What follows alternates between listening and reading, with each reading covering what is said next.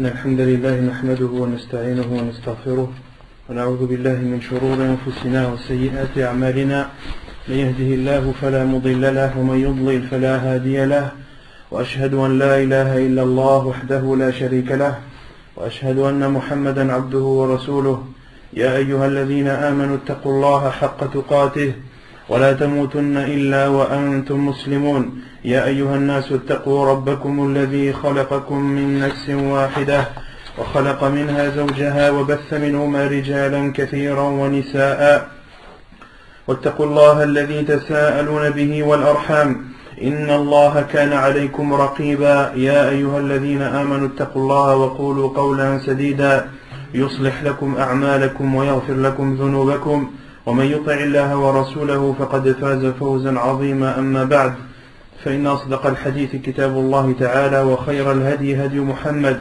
صلى الله عليه وسلم وشر الأمور محدثاتها وكل محدثة بدعة وكل بدعة ضلالة وكل ضلالة في النار وبعد. Donc nous continuons Inch'Allah Tabaraka wa Ta'ala la lecture ainsi que le commentaire du livre intitulé Al-Wajiz fi fiqh sunnati wal kitab al-aziz de Cheikh Abdul Azim ibn Badawi al-Khilafi. Donc la semaine dernière, nous avions parlé du siwak et nous avions dit que le siwak, l'utilisation du siwak était préférable à tout moment. Et on avait dit que le siwak, le bois, tout bois pouvait être utilisé pour se curer les dents, pour se frotter les dents. On avait cité quelques conditions que les savants rahimahumullah ta'ala ont instaurées, ont décrit. Parmi ces conditions, c'est que ce soit un bois, que le bois doit être tendre, qu'il ne doit pas s'effriter et que ce doit être un bois qui purifie réellement. Donc l'utilisation du siwak est autorisée et préférable à tout moment, mais son utilisation est encore plus préférable dans 5 cas qu'on avait cités la semaine dernière. Qui peut me les citer? Non, pendant les ablutions. Donc on avait dit, on avait cité la parole de Cheikh Ibn Uthaymin rahimahullah, que pendant les ablutions, c'est-à-dire au moment où on se rince la bouche. Ensuite, avant de lire le Coran, il en reste 3. Avant la salat, ensuite, avant d'entrer dans la maison, car Aïcha radiallahu anha, elle a été questionnée, le hadith on l'a cité la semaine dernière, quelle est la première chose que le prophète alayhi salam faisait avant d'entrer chez lui? Elle a répondu As-siwak, kana yabda'u bis-siwak, qalat bis-siwak. Et ensuite, la 5e chose qu'on avait citée, Moussa, lorsque la personne se lève de la nuit pour prier. Car il y a un hadith du prophète ﷺ qui dit que, le hadith de Hudayfa radiallahu anhu, qui dit que le prophète ﷺ, lorsqu'il se levait la nuit pour prier, il se nettoyait la bouche avec le siwak. Donc ce sont les 5 cas qui sont encore plus préférables où l'utilisation du siwak est encore plus préférable. Ensuite, on avait parlé du fait qu'il est déconseillé très fortement de s'épiler les cheveux de vieillesse. Ensuite, on avait aussi parlé de la teinture, qu'il était autorisé de se teindre les cheveux de vieillesse avec du henna, du henné, du katam. On avait dit que le katam était un fruit qui pousse au Yémen, dont la couleur de cette teinture est noire qui vire au rouge. Et il est interdit de se teindre en noir. On avait cité le hadith de Abu Quhafa. Et la semaine dernière, j'ai fait une erreur. Lorsque j'ai parlé du père de Abu Bakr, j'ai dit Abu Quhafa. C'est pas Abu Quhafa, c'est Abu Quhafa. Donc il y a un frère, qui m'a repris sur ça. Et donc après vérification, c'était bien la vérité. Donc c'est Abu Quhafa, le Dam, et non Abu Qahafa. Donc Abu Quhafa, qui est le père de Abu Bakr radiallahu anhu. Donc le jour lorsque le prophète alayhi salam est rentré à la Mecque, Yawm al-Fath, qui s'appelle le jour de la victoire, Abu Quhafa, lui, a embrassé l'islam radiallahu anhu, le jour de Yawm al-Fath.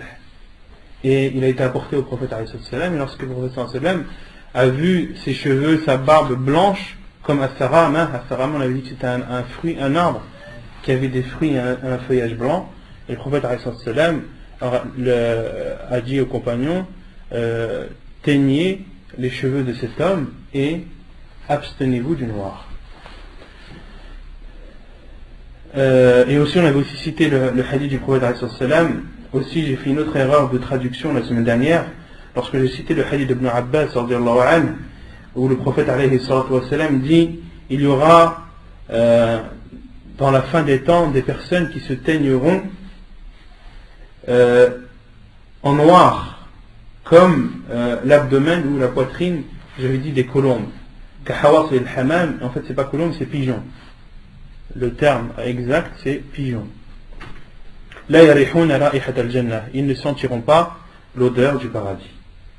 Ensuite, on avait expliqué les règles ou le comportement à avoir lorsque l'on fait nos besoins. La première est lorsque l'on rentre dans les toilettes ou lorsque l'on rentre dans un endroit où l'on fait nos besoins, il est préférable de dire Bismillah et ensuite de dire la dua Allahumma inni a'udhu bika min al-khubuthi wal khaba'ith. Oh Allah, je demande ta protection contre les diables mâles et femelles. Et ensuite, on avait aussi cité la dua que le prophète ﷺ disait en sortant. Il disait Ghufranak quand il sortait de l'endroit où il faisait ses besoins. Et de même qu'il est préférable lorsque l'on va faire ses besoins, lorsqu'on va aux toilettes ou lorsqu'on rentre dans l'endroit où on fait ses besoins, c'est pas forcément les toilettes, ça peut être à l'extérieur, de précéder le pied gauche, d'accord, car le prophète ﷺ donc de précéder le pied gauche en entrant et de sortir par le pied droit, car les savants ont dit que la gauche ou plutôt la droite est réservée pour des choses comment dire, qui sont respectables, et la gauche est utilisée pour des choses répugnantes et non respectables. Et lorsque la personne fait ses besoins dans un terrain vague ou à l'extérieur, il est préférable de s'éloigner de telle sorte qu'elle n'est plus à portée de vue, qu'elle ne soit plus à portée de vue. De même qu'on avait vu qu'il était préférable de lever ses vêtements lorsque l'on s'approche du sol. De lever les vêtements lorsqu'on s'approche du sol. Car le prophète ﷺ faisait ainsi. On avait aussi dit qu'il était interdit de faire face à la qibla ou de lui tourner dos en faisant ses besoins. De même qu'il est interdit de faire ses besoins sur le chemin des gens et dans les endroits ombragés, les endroits où il y a de l'ombre que les gens utilisent comme endroit de repos et de rafraîchissement. De même qu'il est interdit de uriner dans l'endroit où on se lave. Le prophète ﷺ a interdit à l'un d'entre nous, comme le dit Abu Hurairah radiyallahu anhu, le prophète ﷺ nous a interdit de nous baigner, c'est-à-dire pour les hommes, tous les jours, et que l'un d'entre nous urine dans l'endroit où il se lave.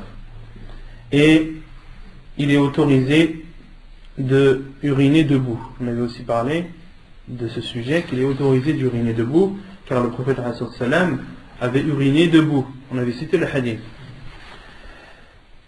Et ensuite on s'était arrêté à l'obligation de se protéger de l'urine, des éclaboussements de l'urine. On avait cité le hadith où le prophète ﷺ est passé à proximité d'une tombe, ou plutôt de deux tombes, et ensuite il a dit les habitants de ces deux tombes sont châtiés, elles ne sont pas châtiées pour quelque chose de difficile à faire. Elles ont été châtiées pour une petite chose. C'est-à-dire facile à faire mais grande dans leurs conséquences. Et le prophète a dit أما أحدهما فكان يمشي بالنميمة وأما الآخر أما أحدهما فكان لا يستنزه من بوله وأما الآخر فكان يمشي بين الناس بالنميمة. Quant à l'un d'entre eux, il ne se préservait pas, ne se protégeait pas de son urine, des éclaboussements de son urine, et l'autre parcourait les gens en faisant un namima. Et on avait dit un namima, c'était le fait d'apporter une parole qui était dite sur une personne, de l'apporter à cette personne, de dire un tel a dit sur toi telle ou telle chose, afin de créer la zizanie entre eux, afin de créer des conflits entre ces personnes, même si ce qu'il a rapporté est vrai. Que ce soit vrai ou faux, si c'est faux c'est pire, si c'est vrai, c'est comme disent les Arabes, ahlahuma murru. Le plus sucré d'entre eux est amer. C'est une parole qui dit en arabe, ahlahuma murru. La plus sucrée d'entre elles, la plus sucrée d'entre elles est amère.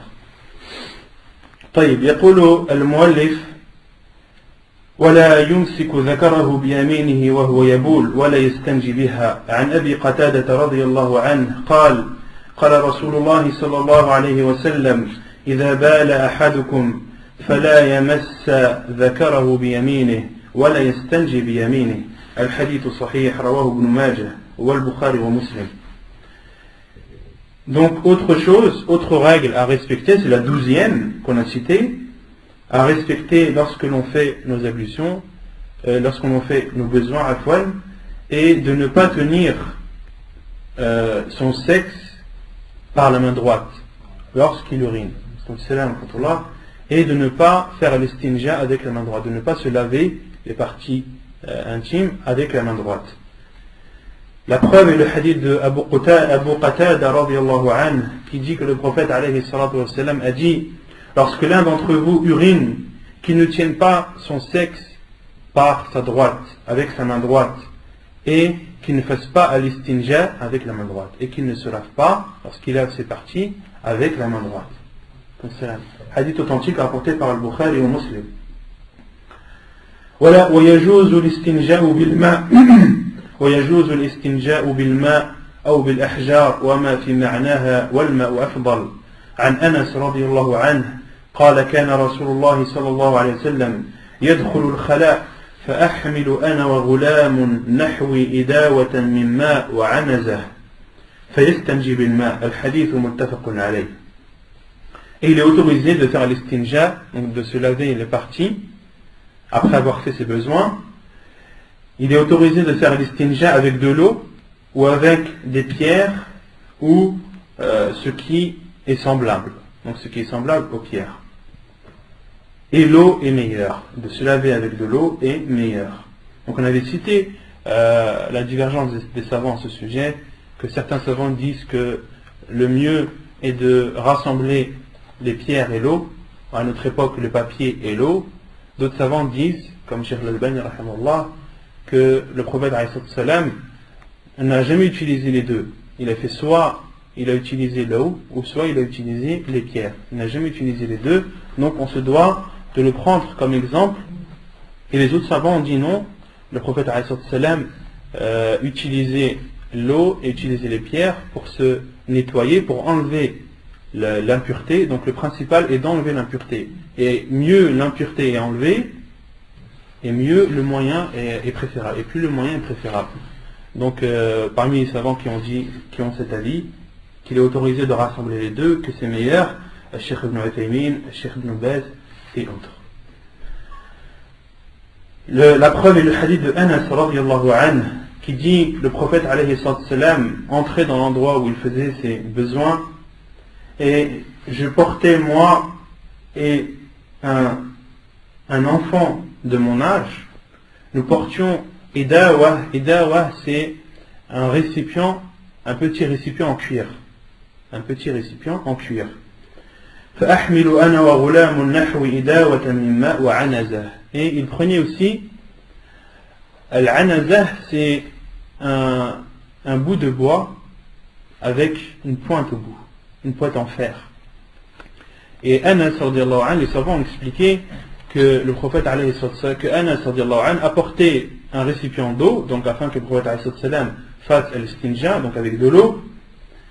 Et al-anazah, ils apportaient aussi ce bout de bois avec le bout pointu, afin que le prophète la plante devant lui et la prenne comme sutra, la prenne comme obstacle. Car les savants disent que le prophète lorsqu'il faisait ses ablutions, il priait de rak'at.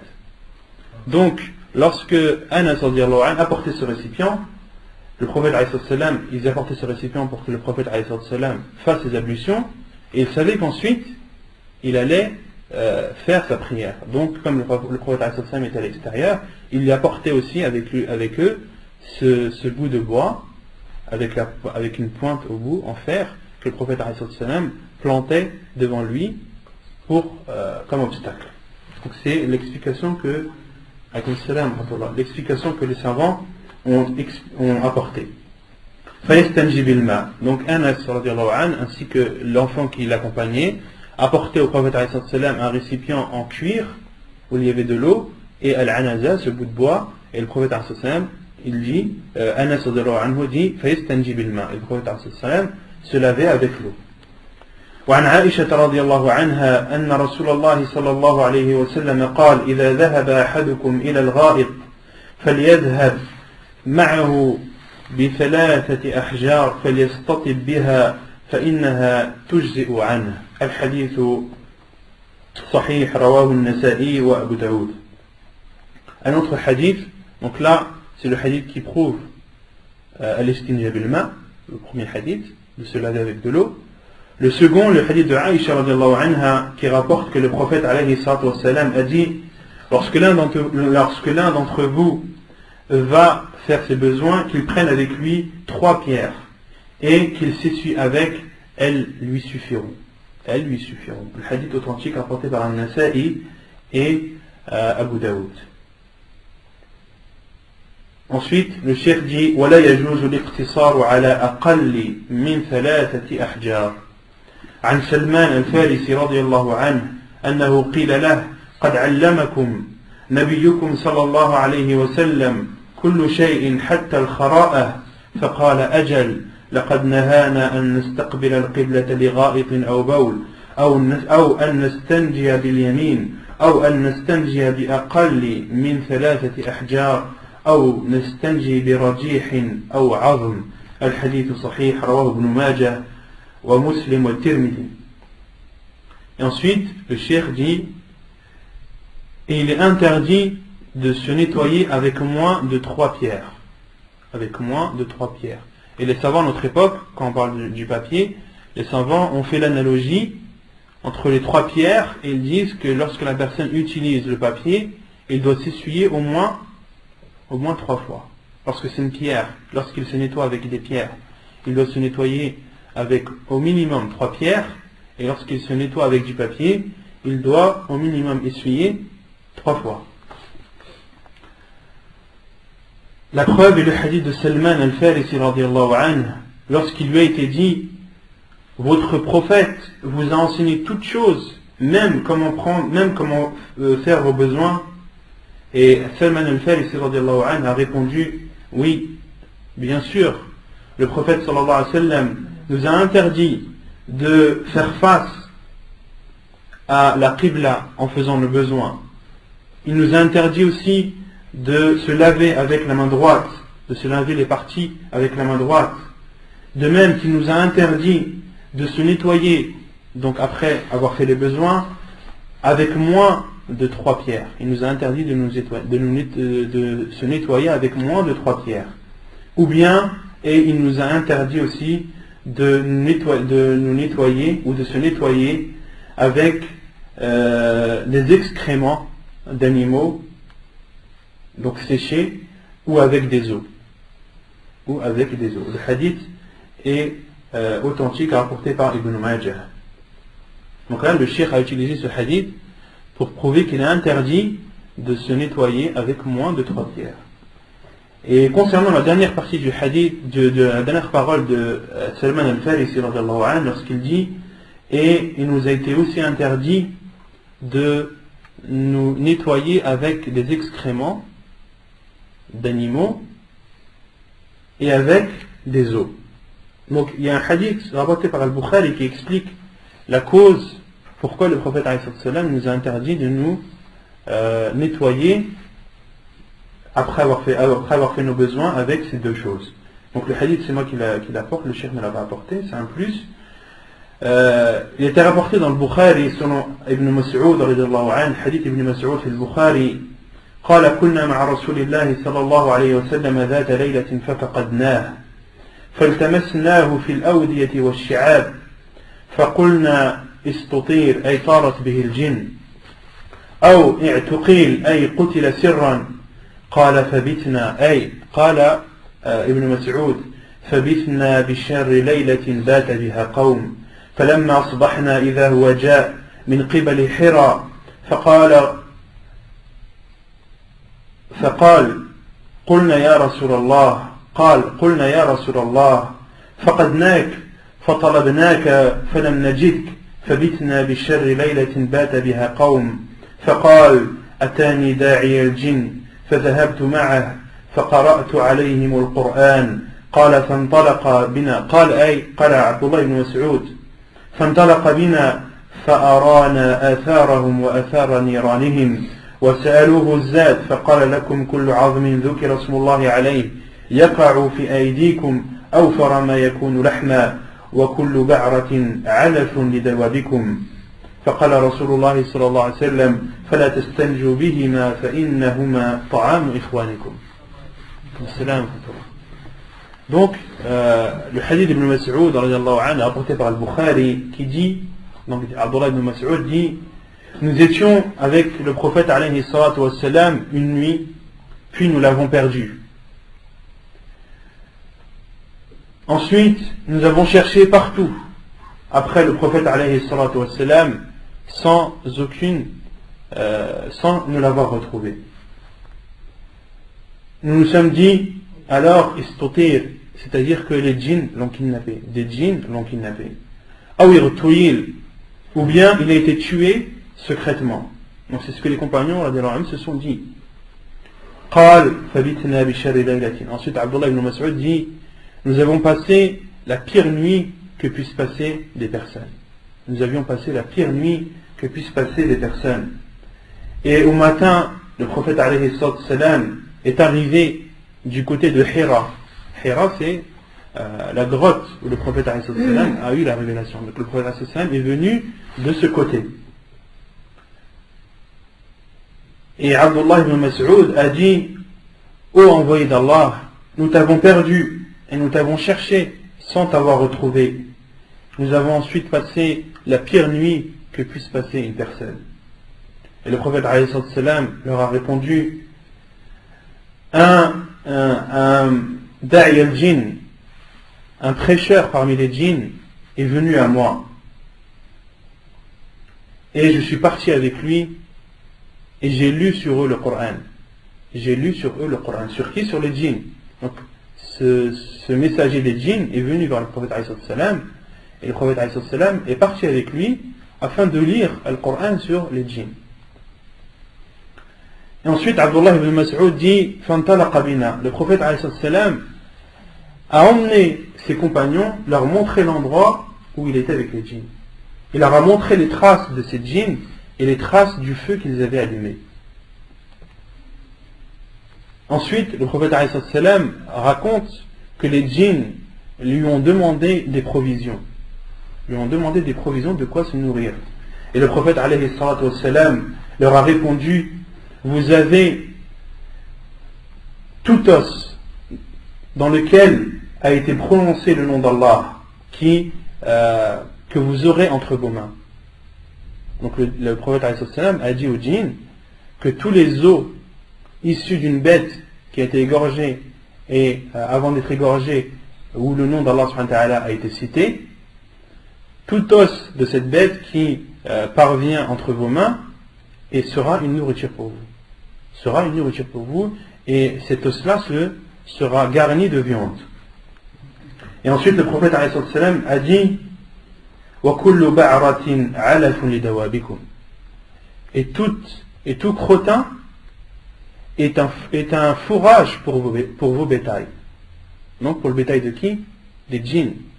Le prophète leur a dit, et tout crottin et sera un fourrage, sera la nourriture de votre bétail. Et ensuite le prophète a dit, فَلَا تَسْتَنْجُوا بِهِمَا فَإِنَّهَا طَعَامُ إِخْوَانِكُمْ. Ne vous lavez donc pas avec ces deux choses, car c'est la nourriture de vos frères. De vos frères, les djinns musulmans. Les djinns musulmans. Et les savants ont dit que les djinns musulmans ont le droit de manger les os, que les os issus d'une bête qui a été égorgée et dont le nom d'Allah a été cité avant. Et quant aux autres djinns qui ne sont pas musulmans, eux, cela ne les concerne pas.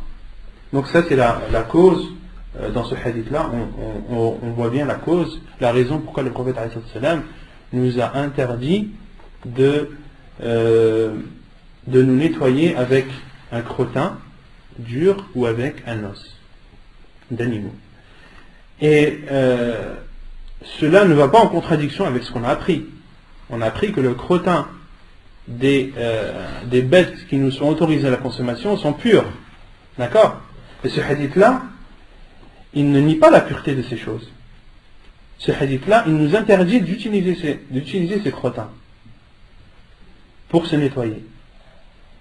Vous avez saisi ou pas? Dans ce cas de figure. Donc, le fait que le prophète nous interdit de nous nettoyer avec, ça ne veut pas dire qu'elles sont impures. Que le crottin des animaux qui nous sont autorisés à la consommation sont impurs, non.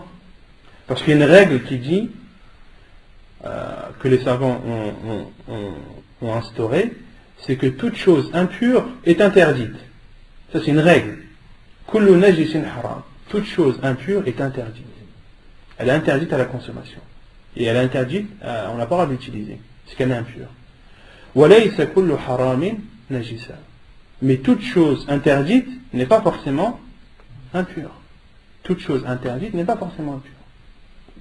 Comme par exemple le vin, l'alcool.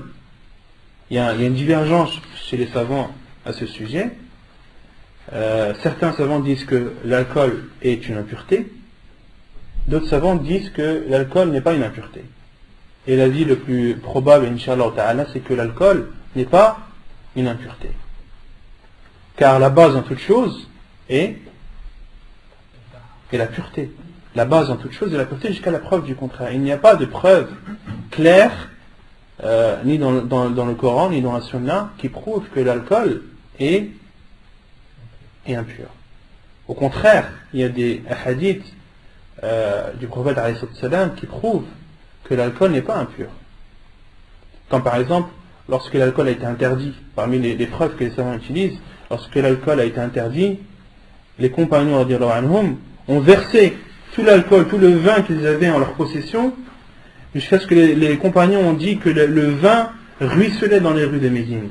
Le vin, à Médine, les rues de Médine, elles étaient parcourues par des ruisseaux de vin et d'alcool, tellement ils étaient en grande quantité. Et les savants ont dit que si l'alcool était impur, le prophète n'aurait pas ordonné de verser tout cet alcool dans les rues de Médine. Pourquoi? Parce que les gens vont obligatoirement être tachés. Cette impureté va leur parvenir. Donc ça c'est une des preuves que l'alcool n'est pas impur. Tout ça pour revenir à la règle, c'est que toute chose impure est interdite, mais toute chose interdite n'est pas forcément impure. Donc dans ce hadith-là, où le prophète nous interdit de faire l'estinja, donc de se laver après avoir fait ses besoins, de se laver les parties intimes, avec les crottins, cela ne prouve pas que le crottin des animaux qui nous sont autorisés à la consommation sont impurs. Non. Bien. L'alcool, le parfum avec l'alcool. Le parfum avec l'alcool, donc déjà les savants qui disent que l'alcool qui est pur, les savants qui considèrent que l'alcool est pur, le fait d'utiliser un parfum avec alcool, les savants ils ne parlent pas d'impureté ou de pas impureté. Ils disent que l'alcool, il est interdit de l'utiliser. Il est interdit de l'utiliser. Et la parole des savants, de tous les savants à notre époque, les contemporains, c'est qu'il faut regarder la quantité d'alcool présente dans ce parfum. si la quantité est suffisante à tel point que si tu buvais ce parfum, tu deviendrais saoul, il interdit de l'utiliser, de le vendre et d'en mettre sur soi. Non. Donc là, tout dépend de la contenance et du degré, du pourcentage plutôt d'alcool qu'il y a dans ce parfum. Si la plus grande quantité est l'alcool, ou si la quantité d'alcool présente dans ce parfum est suffisante à enivrer une personne qui boit ce parfum, là ça devient interdit. نعم والله أعلم. طيب ويقول المؤلف ولا يجوز الاستجمار بالعظم والروث عن جابر رضي الله عنه قال نهى النبي صلى الله عليه وسلم أن يتمسح بعظم أو ببعر. البعر أي القبر والعذرة. الحديث صحيح رواه ابن ماجه ومسلم وأبو داود. Donc ensuite le cheikh dit il est interdit de se nettoyer après avoir fait ses ablutions avec des os ou des crottins. La preuve est le hadith de Jabir radiallahu anhu qui dit que le prophète sallallahu alayhi wa sallam nous a interdit de nous essuyer avec un os ou avec un crottin. Donc là, le hadith qui a été cité précédemment, le cheikh l'a utilisé pour prouver qu'il est interdit de se nettoyer avec moins de 3 pierres. Le hadith de Salman al-Farisi qu'on a cité juste avant. Vous avez saisi ou pas? En fait, les savants, par exemple ici, le cheikh a dit, le point précédent, qu'il est interdit de se nettoyer avec moins de 3 pierres. Ensuite, il a cité le hadith de Salman al-Farisi. Mais dans le hadith de Salman al-Farisi, il y a beaucoup de choses à retenir.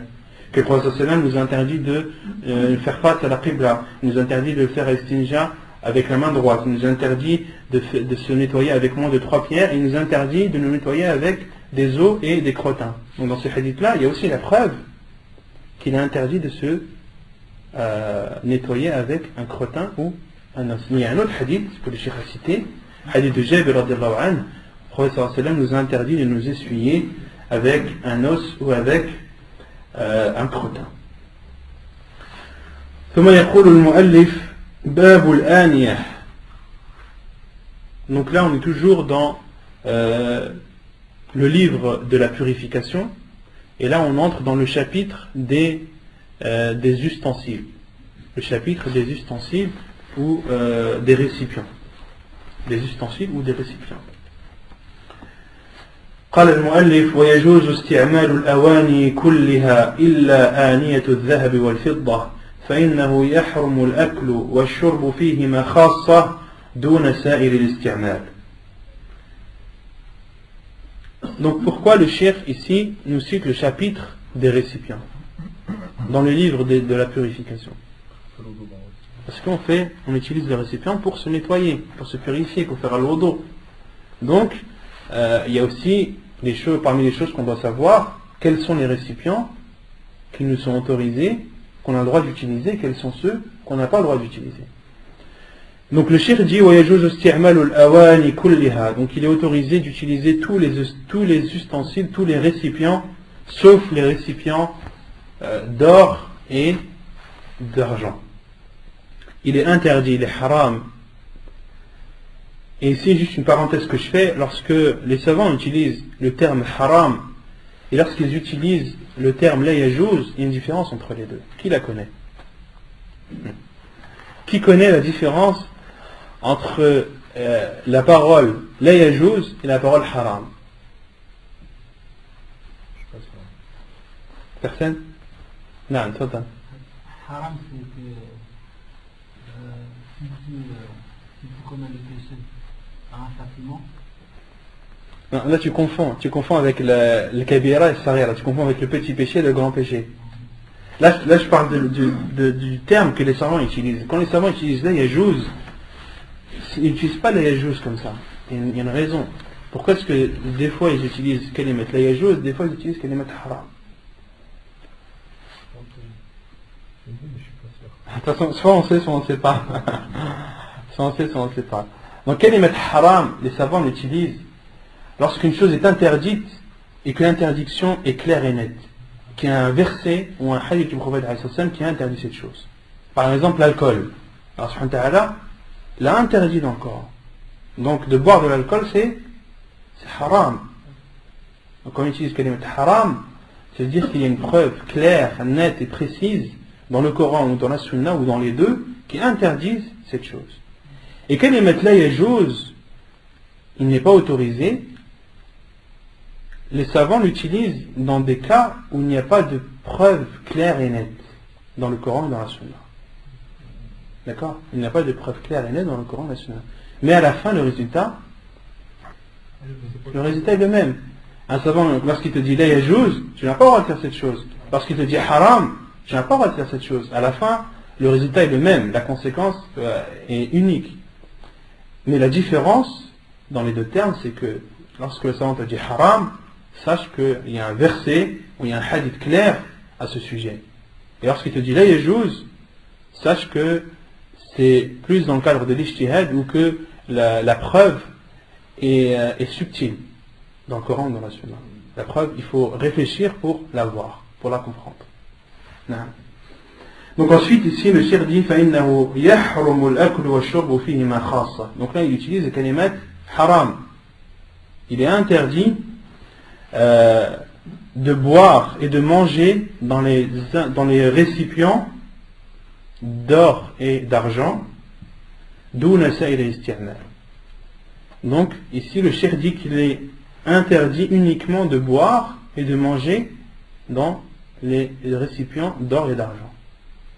Donc ça c'est l'avis de l'auteur, l'avis du cheikh. C'est aussi l'avis de Cheikh Al-Albani, c'est aussi l'avis de Cheikh Ibn Uthaymin, ils disent que les récipients d'or et d'argent, ce qui est interdit, c'est uniquement de boire et de manger dedans, en utilisant ces récipients. C'est précisé à ce moment-là, boire et manger dedans. Cheikh Al-Albani dit qu'en c'est précisé là en fait. Tous les autres, ça veut dire que c'est permis. Non, c'est permis. Le prophète sallam a interdit, les hadiths sont clairs, de boire. De toute façon, on va citer les hadiths après. Je vous résume en général, après on rentrera dans les détails. En général, des savants disent que ce qui est interdit, c'est de boire et de manger dans ces récipients d'or et d'argent. D'autres savants, comme Cheikh Ibn Baz, comme Cheikh Al-Fawzan, eux disent qu'il est interdit d'utiliser ces récipients ou cette vaisselle dans n'importe quelle utilisation, quelle que soit l'utilisation que tu en fais. Même de garder chez toi, Cheikh Ibn Baz et Cheikh Al-Fawzan disent que c'est interdit. Ils disent pourquoi? Car tu peux être attiré, tu peux être tenté de boire ou de manger dans ces récipients. Ce serait une tentation pour toi. Donc ça c'est l'argument de Cheikh Ibn Baz et de Cheikh Al-Fawzan, rahimahullah. Cheikh Al-Fawzan, hafidhahullah, Cheikh Ibn Baz, rahimahullah.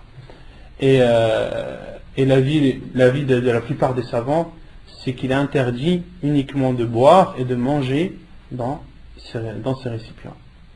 Car les hadiths du prophète sont précis. On va les citer. Non.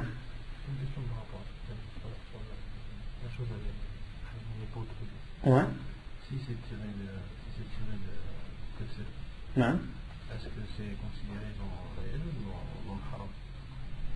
Allahu a'lam. Allahu a'lam. Donc, parmi le fait de boire et de manger, Cheikh Ibn Uthaymin dit ça englobe tout. Tout ce que tu utilises pour boire et manger. C'est pas seulement une assiette ou un bol. Ça peut être aussi une cuillère, un couteau, une fourchette. Tout ce que tu utilises pour manger, pour boire, si c'est en or ou en argent, cette utilisation est interdite. Donc, c'est pour ça que j'ai traduit le chapitre des récipients et des ustensiles. D'accord? Pourquoi? Parce que les savants voient la chose plus globalement. عن حذيفة رضي الله عنه أن النبي صلى الله عليه وسلم قال لا تشربوا في آنية الذهب والفضة ولا تلبسوا الحرير والديباج فإنها لهم في الدنيا ولكم في الآخرة. الحديث صحيح متفق عليه.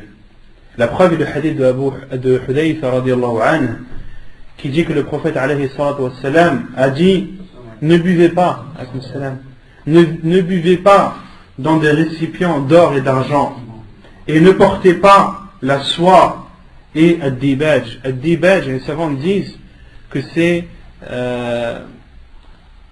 une sorte de soie, c'est une soie de luxe, que c'est une sorte de soie, mais qui est appelée dibaj. Et les savants disent que le prophète alayhi salam a cité dibaj pour que l'ambiguïté soit enlevée. Parce que comme il est appelé autrement que al-harir, que la soie, ça peut porter une ambiguïté. Donc le prophète alayhi salam a enlevé cette ambiguïté et a dit al-harir wa dibaj. La soie et al-dibaj qui est une sorte de soie aussi. فَإِنَّهَا لَهُمْ فِي الدُّنْيَا وَلَكُمْ فِي الْآخِرَةِ. Car elle est pour eux dans cette vie d'ici-bas et elle est pour vous dans l'au-delà. En parlant des récipients d'or et d'argent et de la soie. Et le Hafid ibn Hajar rahimahullah dit elle est à eux, c'est-à-dire à ceux qui utilisent ces choses. À ceux qui les utilisent, ils ne l'utiliseront que dans cette vie d'ici-bas. Et en aucun cas, les savants disent, en aucun cas le prophète lorsqu'il est dit elle est à eux dans cette vie d'ici-bas, en aucun cas c'est une autorisation du prophète à ces personnes, aux non-musulmans par exemple, de porter ces choses, ou d'utiliser ces choses. Non. Ces choses, lorsque le prophète interdit quelque chose, l'interdiction, elle s'applique à toute la communauté. Et on avait dit la communauté se divise en deux. Ummatul da'wa, ummatul ijaba. Et le prophète, lorsqu'il interdit quelque chose, il interdit à tous ceux qui sont venus après lui, qu'ils soient musulmans ou non. D'accord? Donc le prophète, lorsqu'il a dit elle est à eux, ou elles sont à eux, c'est-à-dire les récipients d'or et d'argent et la soie, elles sont à eux, c'est-à-dire elles leur appartiennent. C'est-à-dire que leur utilisation de ces choses est restreinte à cette vie d'ici-bas. Et en aucun cas, le prophète leur a autorisé de l'utiliser. Et concernant al-harir, concernant la soie, il y a beaucoup de choses à dire dessus. La première, le Cheikh Ibn Uthaymin, le Cheikh Al-Albani, rahimahumallah, disent que la soie qui est interdite dans ce hadith, c'est la soie traditionnelle et non la soie artificielle. Et la soie traditionnelle, qui sait comment la soie elle est faite? Qui sait d'où vient la soie? Pourquoi est-ce que la soie c'est un tissu riche et précieux? Pourquoi? C'est avec les vers. La soie, elle est faite avec les vers, des vers de soie ça s'appelle. En arabe c'est doudat al-qaz. C'est un ver, en fait c'est une chenille. Les chenilles, comme vous savez tous, ils se transforment en papillons. Non, mais un ver de terre, ver VER. Donc, et ces chenilles, lorsqu'elles se transforment en papillons, elles sont d'abord dans une coquille. Et cette coquille, c'est un fil qui les entoure autour d'elles-mêmes.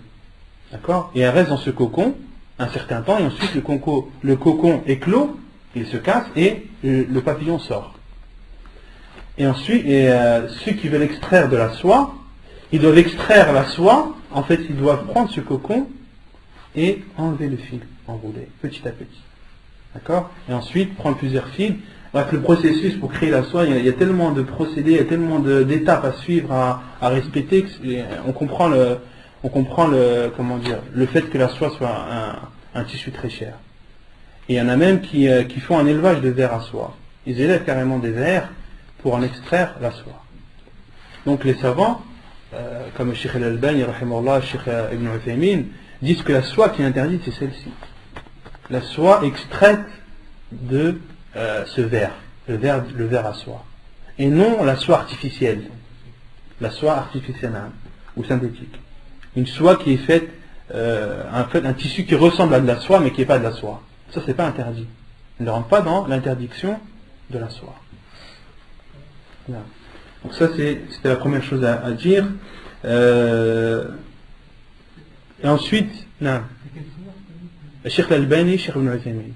Mais d'autres, hein, mais bon, ceux que j'ai en tête, ceux dont je suis sûr qu'ils l'ont dit, Cheikh Ibn al-Albani l'a dit dans une de ses cassettes, et Cheikh Ibn Uthaymin l'a dit dans Sharh Bulugh al-Maram. Dans Sharh Bulugh al-Maram, Cheikh Ibn Uthaymin cite ça. Et ensuite, parmi aussi les choses qu'il faut retenir, c'est que le prophète ﷺ, lorsqu'il interdit de boire et de manger dans les récipients d'or et d'argent, l'interdiction elle englobe à la fois les hommes et la femme, les hommes et les femmes. Parce que vous connaissez le hadith où le prophète ﷺ a pris, dans une de ses mains, a pris de l'or et dans l'autre a pris de la soie. Ensuite il a dit, ces deux choses sont autorisées pour les femmes de ma communauté et sont interdites pour ces hommes.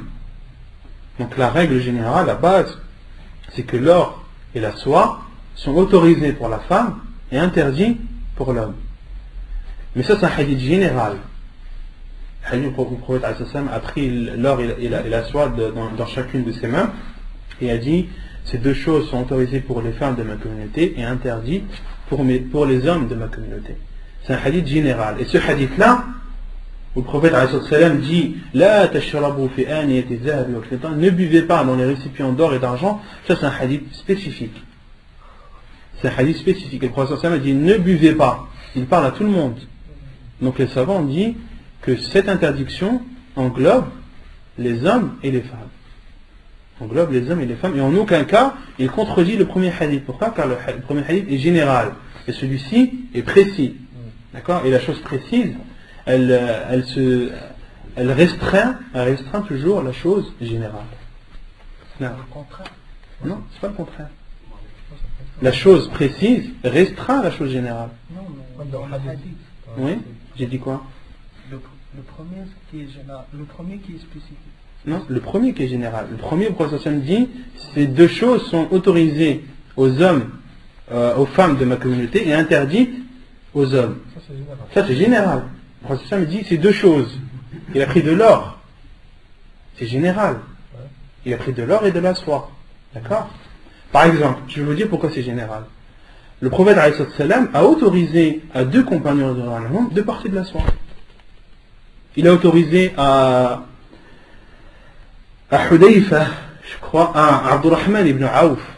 Le prophète a autorisé à Abdurrahman ibn Auf, il a autorisé à Zubayr aussi, qui avait la gale. Ils avaient une maladie de la peau et ça les démangeait. Et le prophète leur a autorisé de porter de la soie. Donc là c'est un hadith khas, c'est un hadith spécifique qui vient spécifier le premier. Le prophète a interdit la soie aux hommes. Mais dans ce hadith là, il a autorisé. C'est la même chose pour les femmes. Dans le premier, il a autorisé aux femmes l'or en général. Et ensuite, dans ce hadith-là, il leur a interdit de boire et de manger. Les savants en ont déduit que de manger aussi dans des récipients d'or et d'argent. Donc le premier est général et le second, celui qu'on a cité, est spécifique. Et le spécifique restreint toujours le général. D'accord? Allah subhanahu wa ta'ala dans le Coran, il nous interdit de manger la bête morte. D'accord? Mais dans un autre verset, il nous interdit les bêtes mortes de la mer. Le premier verset est général et le second est précis. Et le précis restreint le général.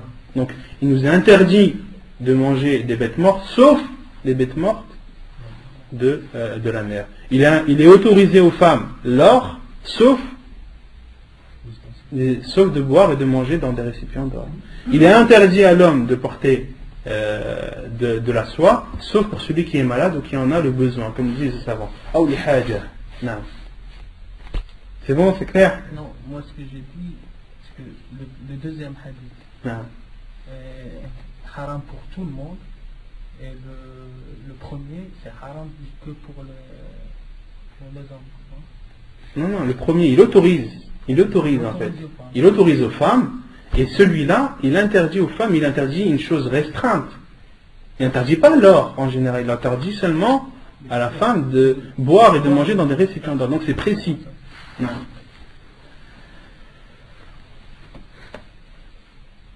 Et les savants disent aussi qu'il est interdit de porter un vêtement où il y a de la soie ou dans une des parties de ce vêtement, il y a de la soie plus grand, plutôt la soie qui recouvre un endroit de ce vêtement plus grand que 4 doigts. Car il y a un hadith du prophète qui dit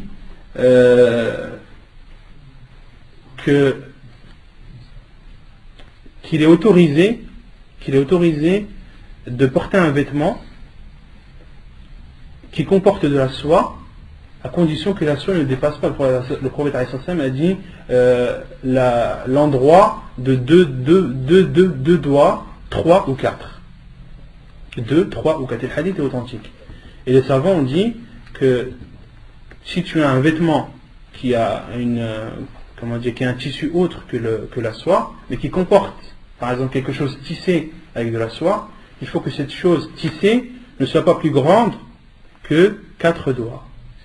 4 doigts. Si ça dépasse 4 doigts, tu n'as pas le droit. Non. Et le hadith est authentique à ce sujet. Donc voilà ce que je voulais dire à ce sujet.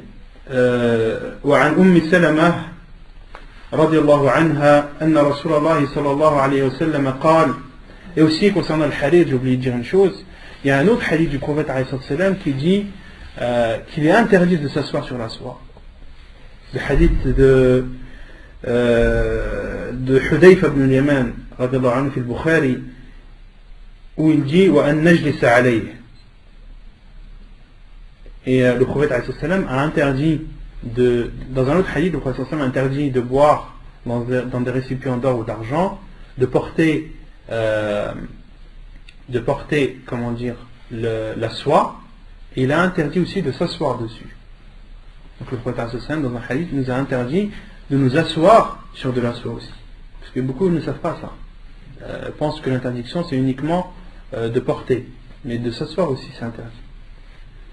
وعن أم سلمة رضي الله عنها أن رسول الله صلى الله عليه وسلم قال الذي يشرب في إناء الفضة إنما يجرجر في بطنه نار جهنم رواه البخاري ومسلم ولمسلم إن الذي يأكل أو يشرب في آنية الفضة والذهب قال مسلم وليس في حديث أحد منهم ذكر الأكل والذهب إلا في حديث ابن مسهر قال الألباني فهذه زيادة شاذة من جهة الرواية وإن كانت صحيحة من المعنى وإن كانت صحيحة في المعنى من حيث الدراية لأن الأكل والذهب أعظم وأخطر من الشرب والفضة كما هو ظاهر.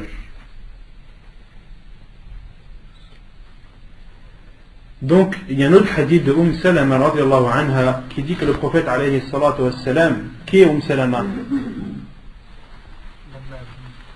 Qui est Salama? C'est une de nos mères.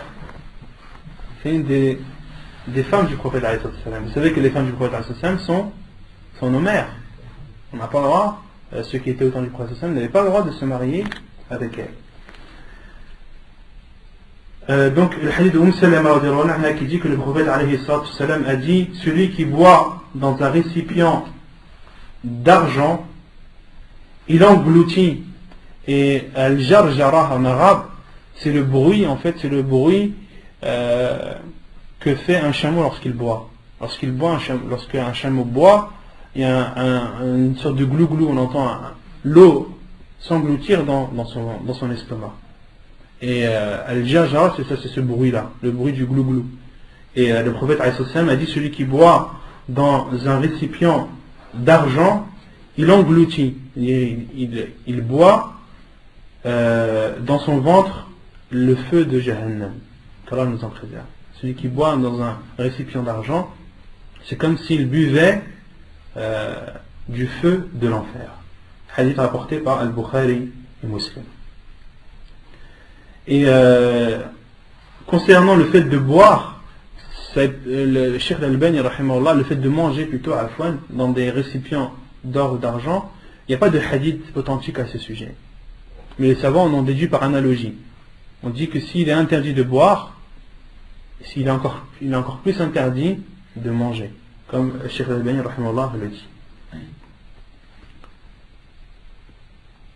Ça va.